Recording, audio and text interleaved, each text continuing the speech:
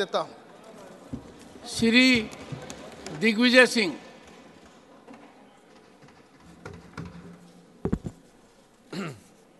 माननीय अध्यक्ष महोदय,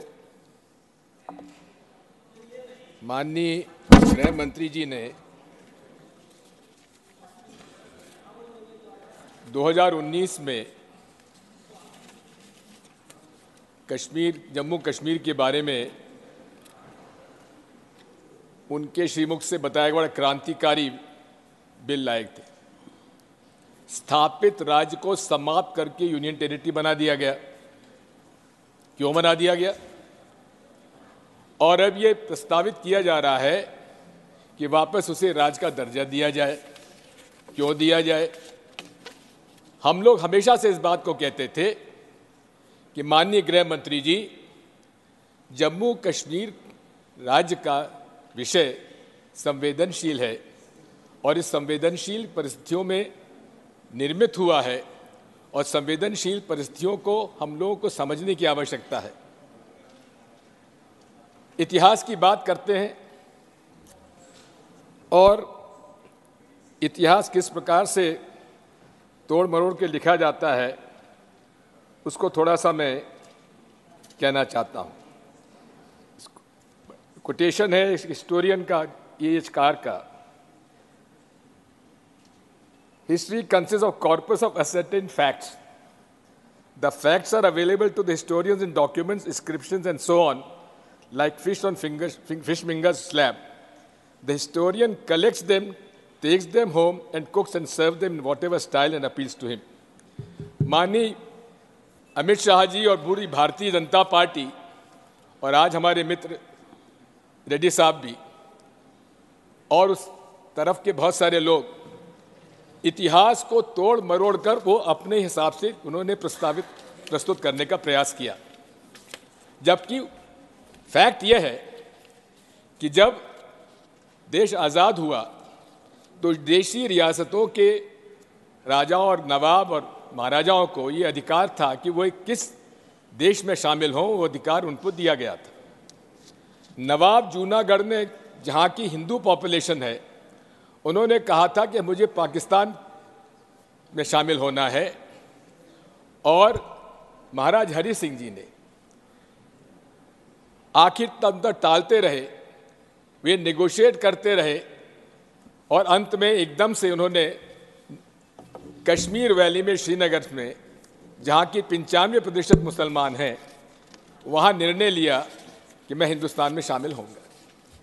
इतिहास इस बात का साक्षी है कि उसके बाद जो कुछ हुआ, अगर कश्मीर वैली और जम्मू कश्मीर आज भारत के साथ है, उसका श्रेय अगर किसी को जाता है तो पंडित जवाहरलाल नेहरू को जाता, शेख अब्दुल्ला को जाता। और दूसरी तरफ जूनागढ़, जहां बाहुल्य था हिंदुओं का, वहां नवाब साहब अपने हवाई जहाज में बेगमों को छोड़ गए, बाकी लोगों को ले गए और पाकिस्तान चले गए, लेकिन जूनागढ़ भारत का आज एक अंग है। आप कितना ही अमित शाह जी पंडित जवाहरलाल नेहरू जी के बारे में कुछ भी कहें, लेकिन एक बात मैं आपसे कहना चाहता हूं, अगर आज जम्मू कश्मीर और विशेषकर जम्मू कश्मीर वैली आज भारत का अंग है, उसका एकमात्र श्रेय किसी को जाता है तो पंडित जवाहरलाल नेहरू पर विश्वास था शेख अब्दुल्ला का, जिसकी वजह से आज कश्मीर वैली हमारे साथ है। सर, आर्टिकल 370 के बारे में बहुत सारी बातें कही गई। आतंकवाद समाप्त हो जाएगा, लेकिन आर्टिकल 370 में बचा क्या था? 90% जो अलग से आर्टिकल 370 के प्रोविजंस थे, वो तो इंडियन कॉन्स्टिट्यूशन के साथ उसमें समावेश कर दिए गए थे पहले, धीरे धीरे, इसलिए उसका कोई असर नहीं था। और कहा था आतंकवाद खत्म हो जाएगा, समाप्त हो जाएगा, लेकिन क्या आतंकवाद समाप्त आज हो गया? रोज हम आतंकवाद की गतिविधियां वहां पर देख रहे हैं, हमारे लोग शहीद हो रहे हैं। आपका जिस तरह से नोटबंदी में न तो काला धन वापस आया, ना भ्रष्टाचार समाप्त हुआ, ना भ्रष्टाचार समाप्त हुआ, दिग्विजय जी, ना भ्रष्टाचार समाप्त हुआ, ना फेक करेंसी समाप्त हुई, और उसी तरह से Digvijay Singh ji, you are a very sir let me speak, एक second, sir let me speak, एक second, let me speak, sir. I'm not yielding. Sir, I'm not yielding. No, I'm not yielding. no, you are yielding to me. Sir उसी One second. I'm not yielding. उसी तरह से, दिग्विजय सिंह जी, उसी तरह से sir, Digvijay Singh ji, sir I'm, you are yielding to me. Yes, sir. One second. You see, in all modesty, I thought it was an issue serious enough. sir, I am One second. To seriously. make available every member an opportunity to put forth his or her point of view. And we have to keep to the subject. Sir, I am If we talking make to it a debate in journal, that is neither befitting your status. You are a very senior member, sir. Confined to the subject. Sir, I am confined. The way they had claimed. Similarly, and conclude also, they had sir. claimed in Article 370 when it was discussed here in the Parliament, they had said that we will finish terrorism from Jammu Kashmir. क्या वो समाप्त हुआ? Sir, we will wait for the reply. Sir नहीं हुआ. आज अगर आप रोज हम देखते हैं कहीं ना कहीं घटनाएं हो रही हैं. सर दूसरी बात यह है कि आपने आरक्षण का बिल लाए हैं, पहाड़ी लोगों को भी आप आरक्षण दे रहे हैं, अच्छी बात है.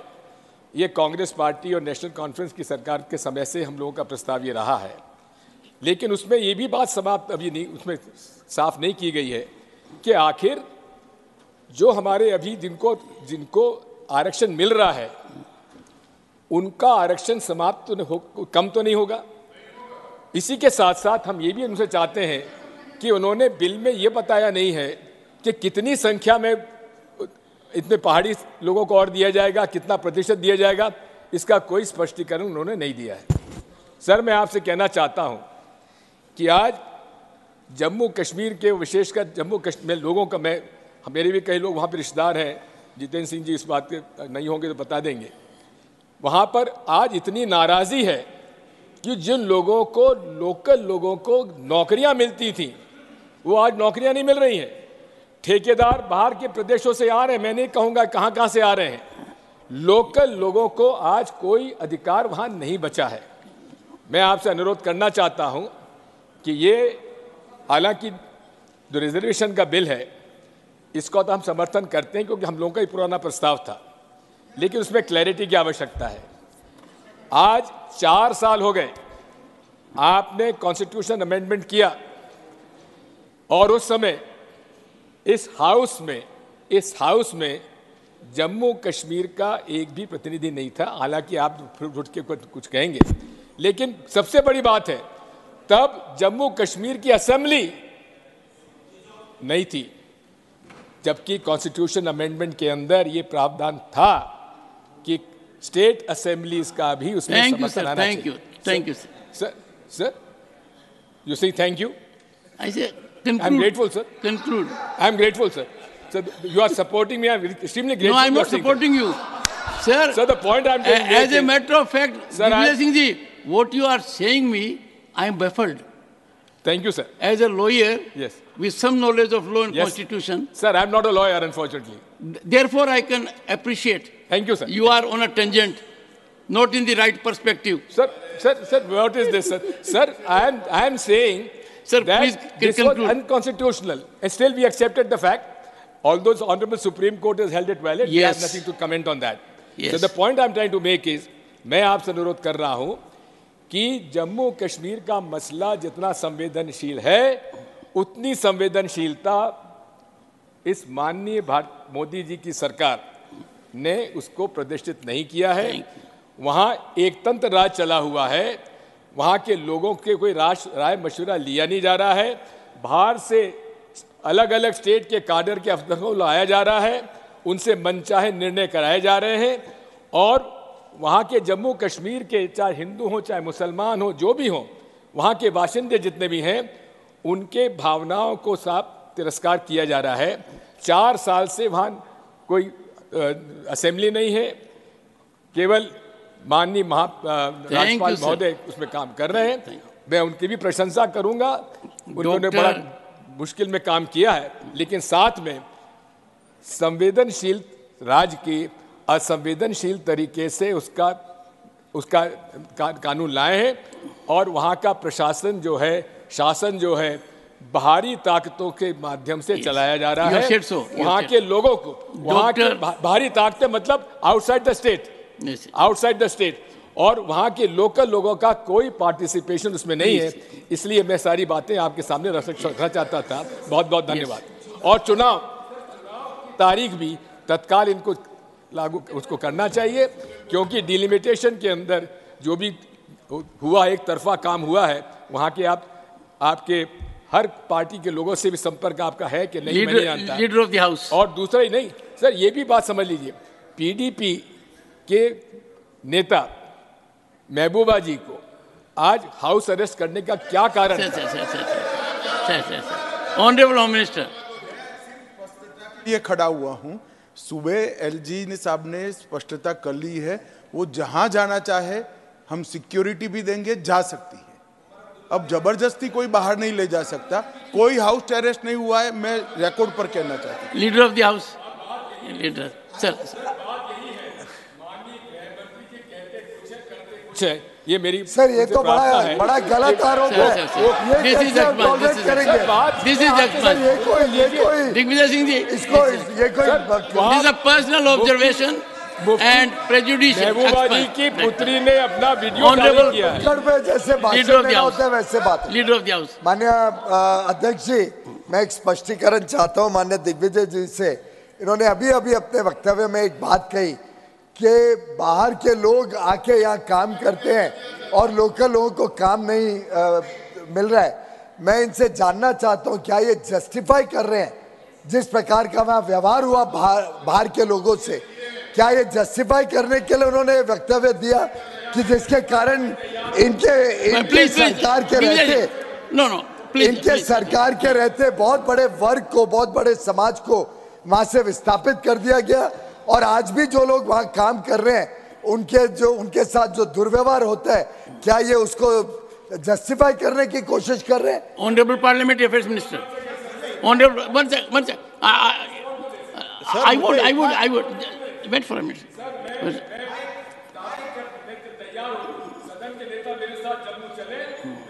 Sir, this is such a condition. Honorable Parliamentary Affairs Minister. Sir, मुझे इतना मेरा छोटा one sec, please now, please. Yes. Sir, मेरा छोटा ही पॉइंट इतना ही है सर। जब माननीय गृह मंत्री जी ने सफाई दिया और एलजी का जो स्टेटमेंट था उसको जिक्र किया, जो दिग्विजय सिंह जी ने जो कमेंट किया है सर, ये तो पर्सनल एलिगेशन है। Comment is expunged. Comment is expunge करना चाहिए। Expunged already. That will not go on record. Sir, before you expunge it, please allow me 1 minute. Sir, these are the facts which brought to our notice, and if Honorable Home Minister says it is incorrect, I accept his facts. I accept his statement. One second. But the fact remains one sec, please. that this was take your seat. Comment. This was the statement made by Mahbooba ji, who was the coalition partner. Take your seat. Sahab headed the government and BJP participated. Please take your seat. Digvijay Singh ji, your observations were not befitting your position. Now, one second, please don't rise. And they were prejudicial. And they may be far distanced from the ground reality also. So let us not engage into a situation where we make reflections against each other. They are expunged. Dr. Radha Mohan Das Agarwal. Dr. Radha Mohan Das Agarwal. मैं अपनी बातें माननीय अध्यक्ष जी, doctor Radha Mohan Agarwal, माननीय अध्यक्ष जी,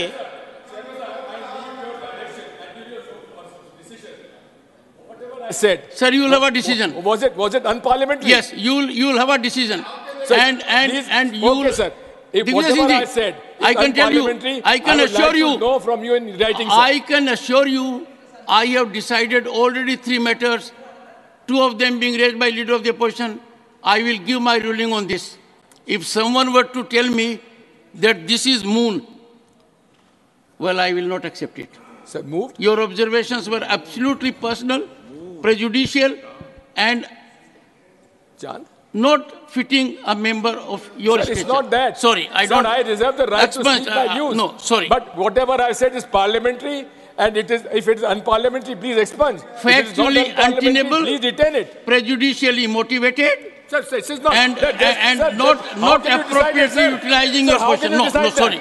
Doctor How, Radha sir, what?